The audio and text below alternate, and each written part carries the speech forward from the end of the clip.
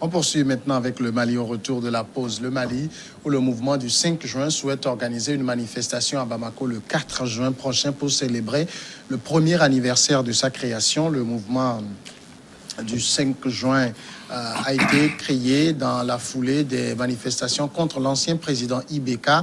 C'est justement grâce aux manifestations organisées par le mouvement du 5 juin que le président Ibeka a pu être renversé par l'armée. Eh bien, ce mouvement sera donc dans la rue.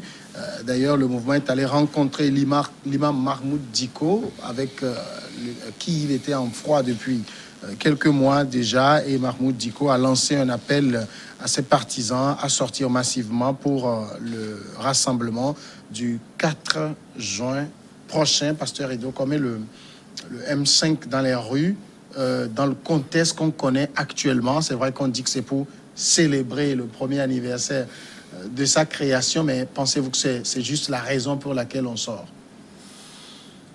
Non, en fait, il faut reconnaître qu'actuellement au Mali, il y a plusieurs contingences et la situation qu'a généré le deuxième, enfin, le coup d'État, dans le coup d'État comme on l'appelle, est en train de redistribuer les cartes, et surtout le M5 qui est en train de revenir, hein, M5 qui était écarté par... cette première gestion de la transition est en train de revenir en force, ce qui peut-être inquiète les autres puissances, comme quoi Mahmoud Diko serait un extrémiste. Bon, donc, cette manifestation ne sera pas une simple célébration de l'an 1 de M5. C'est une démonstration. Moi, je suis en train de voir une démonstration de force pour dire aux puissances occidentales, notamment la France, que le Mali veut prendre son propre destin. Je crois tout dernièrement, on a parlé de Assimi Goïta, mais après cette rendue de la situation, aujourd'hui, il faut reconnaître quand même que Assimi Goïta est en train de prendre le poil de la bête, c'est ça? C'est ça, non? Le poids de la bête, et veut gérer la situation à sa faveur, mais il faut plutôt composer désormais avec M5 qui était le fer de lance, hein, qui était le fer de lance de la chute, hein, de Ibeka. Maintenant, M5 manifestait cette période, je crois quand même que c'est bien choisi pour dire qu'il est toujours présent et qu'il faut compter avec ce mouvement. Bon, donc nous allons attendre pour voir ce que ça va donner, mais je pense fondamentalement que la situation actuelle, le Mali est au bord d'une certaine explosion qui risque une fois encore de ne pas permettre à la transition de pouvoir aboutir comme cela se devait. Donc le Mali a encore beaucoup de temps, beaucoup de trucs devant lui. Timas? Moi, le M5 ne m'a jamais inspiré confiance parce que c'est un mouvement qui veut une chose et son contraire, qui veut implanter la démocratie mais soutient des coups d'État, qui pense que on peut par la rue renverser un président de la République et permettre aux militaires d'accéder par coup d'État au pouvoir et les applaudir et penser que ces militaires peuvent continuer par perpétrer des coups d'État, on doit se taire et on pense que on veut combattre la France, on pense que on veut instaurer la démocratie par ses faits. Je dis que c'est se foutre les doigts dans l'œil parce que les coups d'État profitent plutôt plus à l'Occident. Et si on veut ouvrir plutôt ses portes à des coups d'État, oui, l'Occident va se frotter les mains, la France va se frotter les mains, parce que quoi, celui qui sera là-bas et qui ne va pas faire la volonté de la France peut passer par des moyens pour le renverser facilement. Et nous sommes retourner à la case départ avec tous les efforts qui ont été menés pour pouvoir, en tout cas, avec les coups d'État et essayer de construire la démocratie de façon à ce que les dévolutions du pouvoir puissent se faire par les urnes. Nous voyons que cette société civile, à la solde de l'extrémisme religieux, moi je le dis et je l'affirme parce que je n'ai pas accepté cette intrusion du religieux sur la scène politique et j'ai toujours dit ça ici. Déjà m'ont appelé depuis le Mali pour raconter de n'importe quoi, je m'en fous. J'assume ce que je dis. Je ne l'ai pas accepté au Togo par le biais de Monseigneur Kwadjuro. Je ne vais pas l'accepter au Mali par le biais de Mamou Diko. Et donc, je me dis que les religieux doivent rester dans leur cloison de religieux. Ils peuvent donner leur point de vue sur la politique. C'est tout à fait normal. Parce que c'est des citoyens. Même si ça ne marche pas. Mais oui, ils peuvent donner leur point de vue. Mais ils n'ont pas à utiliser les foules pour renverser les pouvoirs centraux. Non. Je dis non. C'est des citoyens. Non, c'est des citoyens. Ils n'ont pas le bon citoyen n'est pas à renverser le pouvoir par la force. Alors là, ce n'est pas ça la démocratie. Alors là, il faut bien gouverner. Oui, mais on doit bien gouverner. Mais si on ne gouverne pas bien, il y a un délai pour sanctionner dans les urnes. La lutte pour pouvoir construire la démocratie doit consister à avoir des élections transparentes. Il faut laisser que la corruption... Il faut non. Oui, mais bien sûr, quitte à ce que les gens répondent à l'affaire. C'est ça la démocratie. Hein? Vous pensez que quand Macron ne fait pas bien... Laissez le mal gangréner le pays. Donc tu te dis démocrate. Tu veux me dire maintenant que si Macron ne fait pas bien, quand les gilets jaunes sont sortis, il faut renverser Macron. Alors, mais qu'est-ce que tu dis alors? Alors, qu'est-ce que tu dis alors? Il ne faut pas dire une chose et son contraire. Le religieux ne doit pas donner... Non. Je ne dis pas qu'il ne doit pas donner son avis. Je dis mobiliser les foules compte pour renverser le pouvoir. Je dis non. Ce n'est pas ça la démocratie. Le religieux, les pressions de rue dans un système démocratique, c'est tout à fait normal. Les pressions des rues, c'est pour obtenir. C'est pour mieux faire. Voilà, c'est pour obtenir des choses et non pas pour renverser le pouvoir. C'est ce qu'on a vu avec l'exemple type, on en a vu avec les gilets jaunes en France. C'est pas leur revendication principale, le départ au départ. Oh, ils l'ont accueilli, ils l'ont salué, ils l'ont salué par après. Si ce n'est pas votre volonté, vous ne devez pas saluer ça. Non, mais bon débarras comment? Bon débarras comment? Est-ce que c'est ça, c'est ce que vous voulez? Non, c'est pas ça la démocratie. Je le dis et je le réaffirme. Quitte à être minoritaire, oui, je suis d'accord, j'assume ce que je dis. Je dis bien, les coups d'État ne sont pas des solutions à l'érection d'un État démocratique. Ce n'est pas possible. Donc, le retour dans la rue le 5 juin prochain, on sait que le M5 aujourd'hui a pris fait et cause pour le colonel Assimi Goïta. Alors que dans un premier temps, lorsque Bandao était au pouvoir, le M5 était farouchement opposé à la transition. C'est peut-être ce que dit Dimas, hein, ce M5-là est recto verso. Non, mais est-ce que le M5 n'était pas du tout d'accord avec le choix du président de la transition. Bandao n'était pas d'accord. Qu'est-ce qui leur poserait problème dans ce choix? Dans ce choix, c'est parce que militaire à la retraite. Avaient déjà le M5 avait une lecture. Parce qu'on les avait écartés de la... Non seulement... C'est tout le problème. Il faut dire la vérité. Non, c'était pas ça. Parce qu'on les a écartés de l'action gouvernementale, c'est tout. Supposons que, admettons qu'ils ont été écartés. Ils ont été écartés parce que le président recevait des ordres, était considéré comme un pro-français. Cette histoire. Vous affirmez des choses comme ça qui font quoi là? Alors aujourd'hui, les faits sont clairs. Quels faits sont clairs? Mais les faits sont clairs aujourd'hui que le président sortait, le président renversé est du côté. Non, tu dis, donc ça ne te dit rien. Absolument rien. Ça ne te dit rien. Absolument rien. Parce que c'est vite fait de mettre la casquette de français sur la tête de quelqu'un pour pouvoir le renverser. Ce n'est pas ça la démocratie.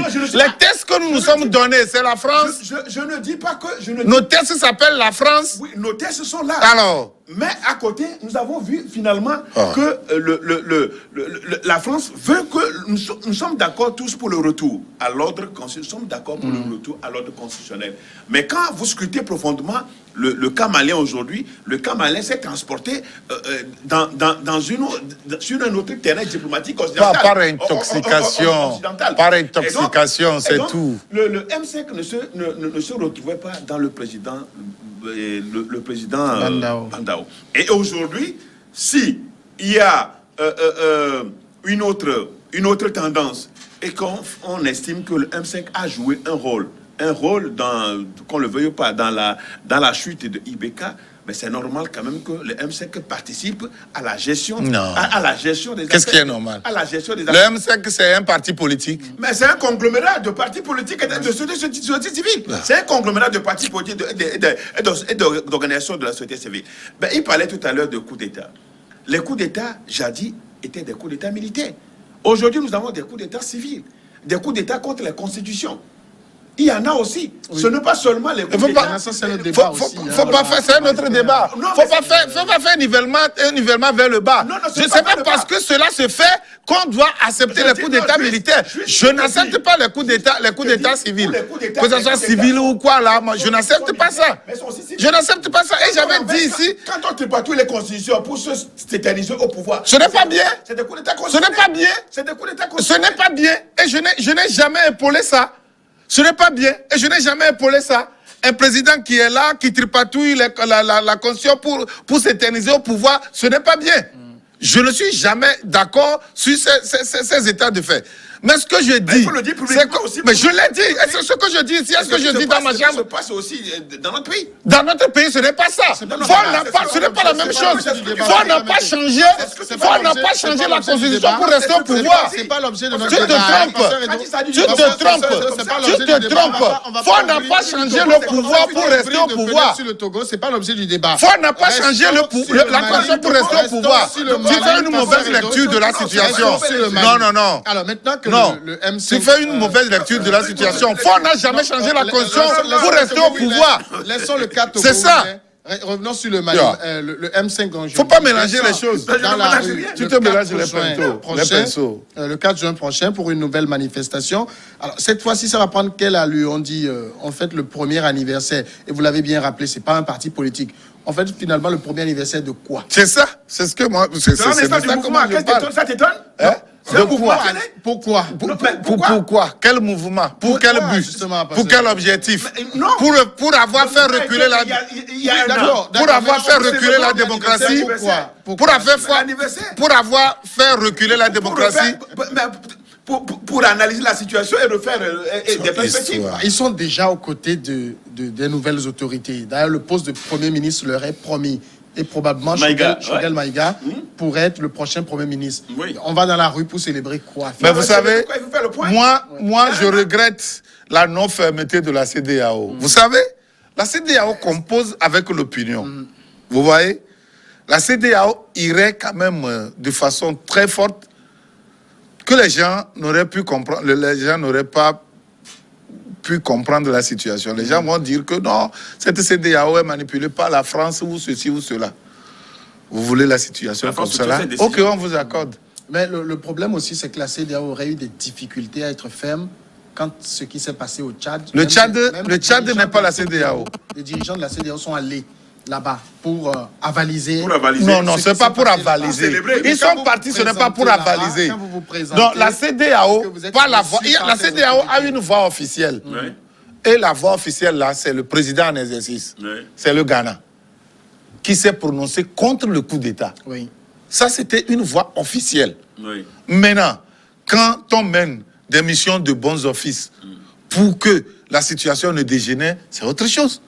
Ça n'a rien de mal. Ça ne veut pas dire qu'on a avalisé. Non. Avalisé, c'est la position officielle de la structure.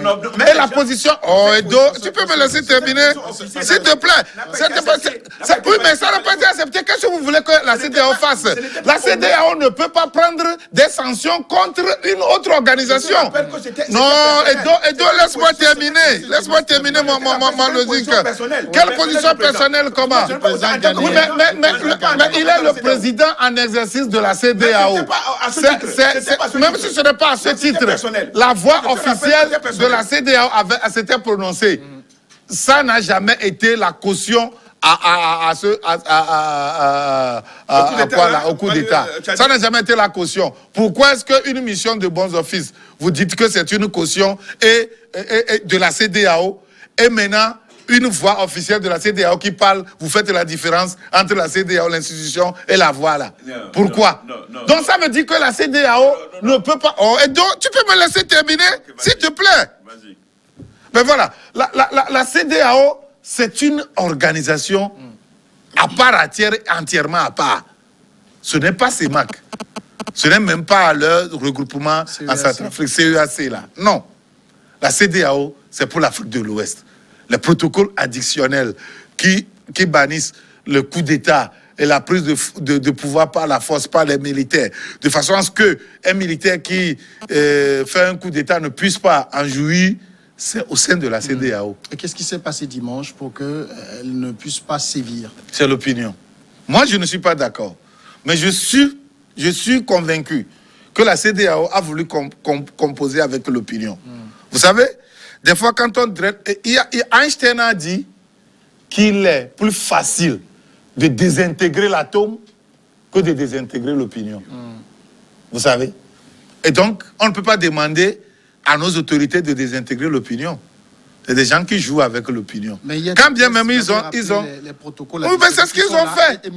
C'est ce qu'ils ont fait. Il y a la charte de la transition. Vous pensez que... contre ce qui s'est passé. Je suis parfaitement d'accord. On fait un ravalement de façade. Je suis parfaitement d'accord. Et on avalise. J'aurais voulu qu'ils aillent jusqu'au bout. Mais, pour ne pas déroger de leurs principes, ils ont quand même fait sortir le Mali de l'organisation. En attendant, tout en ne pas prendre, voilà, tout en ne pas prendre des sanctions économiques, parce que tout le monde crie que c'est la population malienne qui sera victime et que patati et que patata. C'est ça malheureusement. Moi j'aurais voulu, s'il ne tenait qu'à moi, que la CEDEAO aille jusqu'au bout de façon ferme. Pasteur, finalement, quand elle va aller dans la rue, j'imagine, parce que l'imam Diko a appelé les Maliens sortis, donc il y aura peut-être naturellement foule, mais ça ne sera pas dirigé contre l'armée. C'est ce que vous voyez, la cible, ce sera la France? Oui, mais je crois que M5 et l'armée semblent être partenaires. Ouais. Donc, je dis semble être... Non, le colonel Goïta a publiquement affirmé qu'il proposait le poste de Premier ministre à l'un de ses responsables. Et qu'il a déjà eu des échanges avec M5, oui, avec des partis politiques. Non, je ne pense pas que l'armée soit cette fois-ci leur cible. Ça doit être dirigé contre notamment la France, notamment la France, qui, de par sa position, d'abord a menacé de retirer sa troupe, comment vous l'appelez, Barkhane, qui jusque-là est présente, mais l'occupation, le territoire malien est toujours occupé. Est toujours occupé, il y a plus de, je sais pas, de pourcentage énorme. Donc, c'est dire que la présence de Barkhane, ça sert à quoi? Mais ça ne veut pas dire que c'est inutile. Il y a eu des victoires obtenues, de grands chefs djihadistes qui ont été neutralisés. Des simulacres de victoire, des victoires provoquées, On a neutralisé Droukdel, juste pour d'autres chefs djihadistes. Non, tout ça là, vous savez, pour ce dossier-là, je crois que nous sommes, Dimas et moi, on est toujours sur la même longueur d'onde dans cette affaire des forces françaises au Mali. Et le président français l'a prouvé cette fois-ci que la position, la position présumée de la junte avec le rapprochement présumé de la junte avec la Russie, déjà, est chose confirmée. Parce que on a vu la réaction de la France qui dit qu'il veut se retirer. Il ne se retire pas pour rien. Bon, il a parlé de radicalisation, puisque les autorités actuelles se proposent d'ouvrir des discussions avec les terroristes que la France combat. Il dit, si c'est l'option, on se retire. Et ça, c'est clair. Et la France n'est pas là. C'est à la demande de ces pays que la France est venue. Je crois qu'il y a une option. On ne l'oublie pas non plus. L'option radicale, c'était pour continuer, pas combattre les djihadistes. mais ce qui n'est pas gagné, jusque-là. D'accord. Et ce sont des années, il y a des années que la force D'accord. Barkhane est là. Je vais rendre l'antenne parce que le temps est passé. On revient tout de suite après la pause.